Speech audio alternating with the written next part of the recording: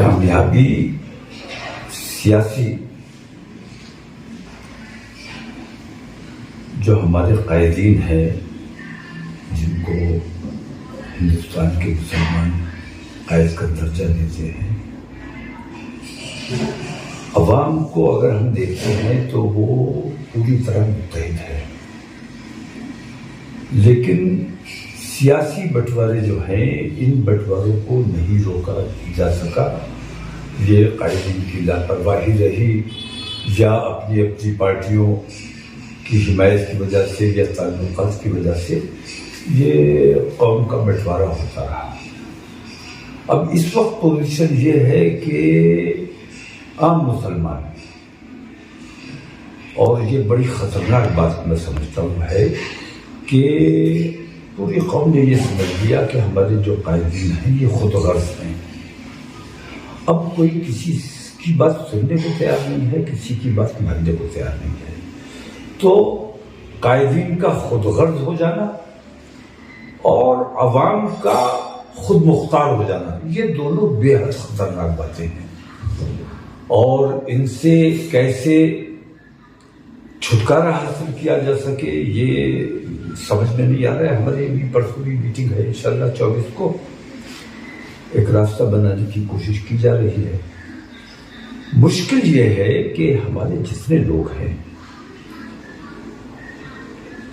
میری خانقاہ، میری مسجد، میرا ادارہ، میرا مدرسہ، میری پارٹی آپ نے عوام کی فلاح و بہبود کے لیے، عوام کو مسلمانوں کو تقویت پہنچانے کے لیے یہ بنائی ہے، یہ پارٹی مسلمانوں کو بانٹنے کے لیے بنائی ہے؟ سوال یہ ہے۔ تو میری پارٹی اور میرے معاملات، میری بیوی، میرے بچے، اگر ان سب سے اوپر اٹھ کر مسلم عوام کے بارے میں سنجیدگی کے ساتھ نہیں بیٹھیں گے تو نتائج بے حد خطرناک ہیں۔ اور یہ 24 کا جو چناؤ ہے، مجھے لگتا ہے کہ یہ ہندوستان میں مسلمان کس انداز میں جیے گا، ہندوستان میں برابری کا حق حاصل کرے گا یا 2 نمبر کا شہری بن کے رہے گا، ہندوستان ہندو راشٹر بنے گا یا سب کے ساتھ کی بات ہوگی، یہ 24 میں طے ہونا ہے۔ اس 24 میں اگر ہم اپنے مفادات میں الجھے رہے تو یہ نمبر تو پھر آپ کا بھی آنا ہے، آج نہیں تو کل۔ بلڈنگیں آپ کی بھی توڑی جانی ہے، بلڈوزر آپ پہ بھی چلنے ہیں، ای ڈی آپ پر بھی آنی ہے، جیل آپ کو بھی جانا ہے۔ جیل کا جہاں تک سوال ہے، جب مسجد کے لیے تم جیل نہیں جا سکتے پھر تم کس لیے جیل جا سکتے ہو؟ اپنی دولت بچانے کے لیے جاؤ گے، اپنے معاملات بچانے کے لیے۔ میں نے ایک بریلی میں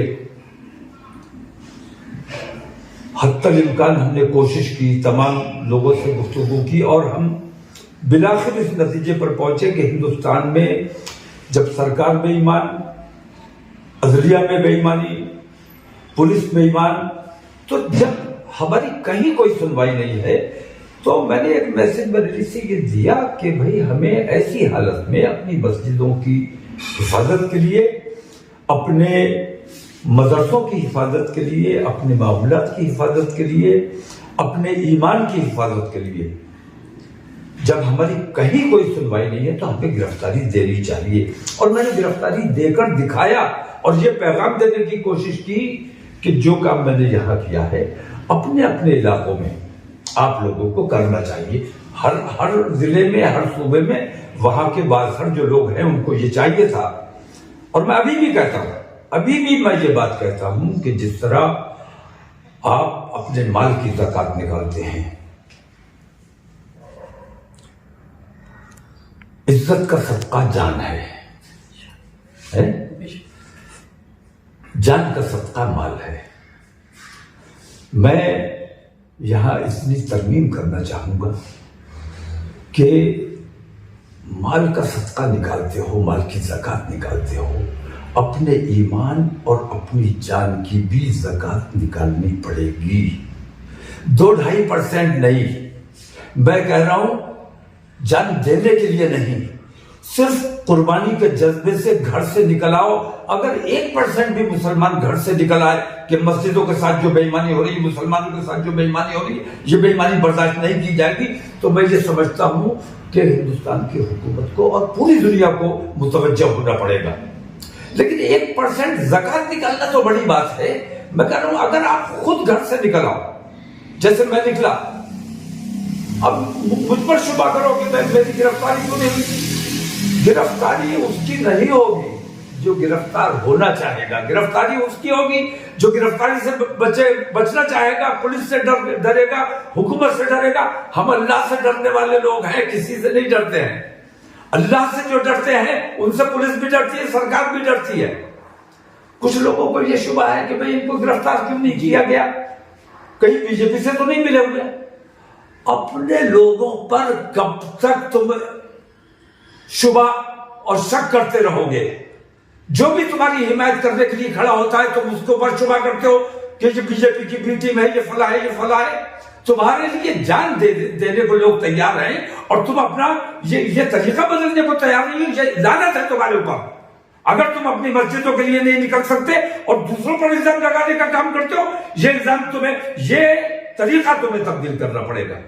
تمہیں ہمت کر کے، حوصلہ کر کے تمہیں میدان میں آنا پڑے گا. اس کے علاوہ تمہارے پاس کوئی راستہ نہیں ہے. اور میں خاص طور سے مسلمانوں سے یہ بات کہتا ہوں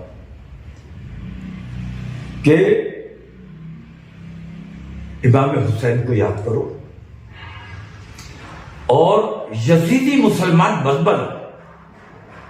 اس وقت بھی آواز لگائی گئی تھی، آؤ امام حسین ہم تمہارے ساتھ ہیں. اپنے لوگوں کے ساتھ یہ ظلم مت ڈھاؤ، یہ ظلم مت کرو. تم چاہتے ہو کہ میں گرفتار ہو جاؤں، اس کے بعد میں اگر گرفتار ہو جاؤں گا تو کہو گے کہ بھائی ان کا یہ ہو گیا تو ہمارا کیا ہوگا. اور میں گرفتار نہیں ہوتا ہوں تو کہتے ہو کہ وہ بی جے پی سے نہیں ملے ہوئے تو گرفتار کیوں نہیں ہوئے. یہ دوہری، یہ تم اپنے آپ کو بچانے کی اور گھروں میں مقفل رکھنے کی، گھروں میں مقید رہنے کی جو تم نے پالیسی بنائی ہوئی ہے، یہ پالیسی تمہارے لیے بے حد نقصان دہ ہے. گھروں میں تب رہ پاؤ گے جب بلڈوزر سے بچو گے، اور بلڈوزر سے تب بچو گے جب پہلے اپنی مسجدوں کو بلڈوزر سے بچانے کی کوشش کرو گے.